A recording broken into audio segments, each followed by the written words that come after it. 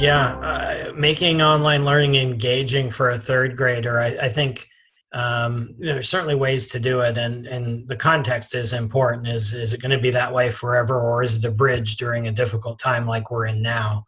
And I think maybe some different choices based on the scenario that need to be thought through.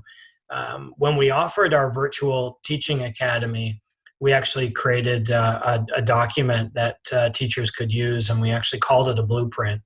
And it had them think through a lot of considerations like engagement, and they could customize their blueprint for the learners they had, whether they had 10th graders or third graders.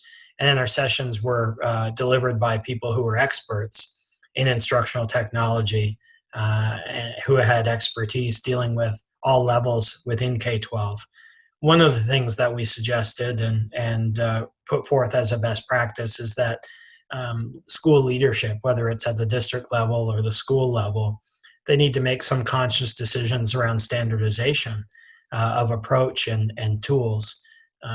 What I found, and I think many parents found, is that their kids from one class to the next, not just one school to the next or one district to the next, but even one class to the next, had a very different experience in terms of how materials were presented, what tools were used, whether there was live instruction or any kind of synchronous engagement, or whether it was all asynchronous.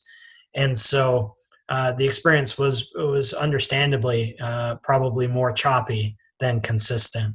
And one of the sort of best practices we put forth is that there needs to be planning and adoption of some standard protocols and methods and tools so that the experience is similar as students move from one course or class to the next.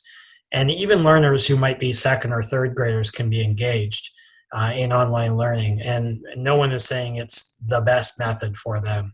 But if it has to happen because there is no other way, there are ways of making it still really engaging. And one of those ways is consistency of approach across classes.